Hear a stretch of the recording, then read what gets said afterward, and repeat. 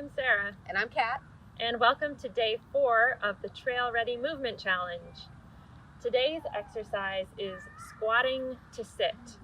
So essentially we're going to modify the way that we're sitting for it to be more like a squatting posture. And that involves keeping the weight back as you sit down and trying to keep the knee stacked above the ankle as opposed to letting the knee come forward and the whole torso also come forward, which is how we usually sit, is kind of like this. We're going to try to back the weight up and keep it more at not a perfect 90-degree angle. That's if you don't have that access. If you do, go for it. I'm not quite there myself, but just as far kind of back as you can go, so that it's using more of the posterior muscles in the legs and also the glutes, and strengthening those so that you have more of a balance between the front muscles and the back muscles of the body. And that's absolutely important, not just for walking in general, having that strengthened muscle improves your gait, but it also really helps with navigating maybe some tricky surfaces, slippery rocks, ice, snow, mud, winter in the Pacific Northwest. It definitely helps to have those muscles strengthened and ready for control.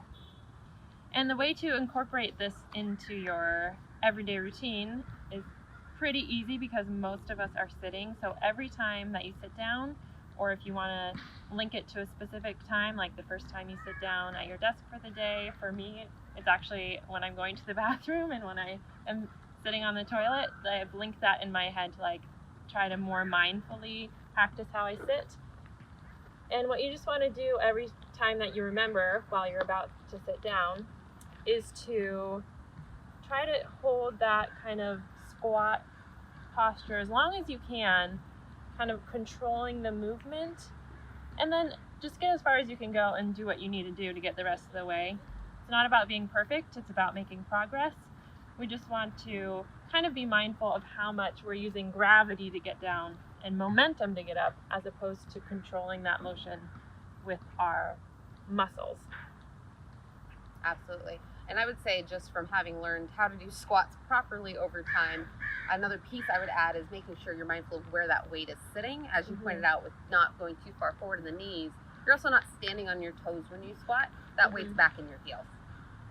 And another helpful tip, if you find that you can't really get very far before losing control, is to put a bolster, and you can practice by maybe using a stool or something at a taller height to kind of practice that motion a little bit if you want to do it more as an exercise, but find that this is just a little too far for you to maintain control. Perfect. All right, well, that's day 4 of the Trail Ready Movement Challenge. Probably the easiest one to incorporate yet. Be sure to join us back for our final day, day 5, tomorrow.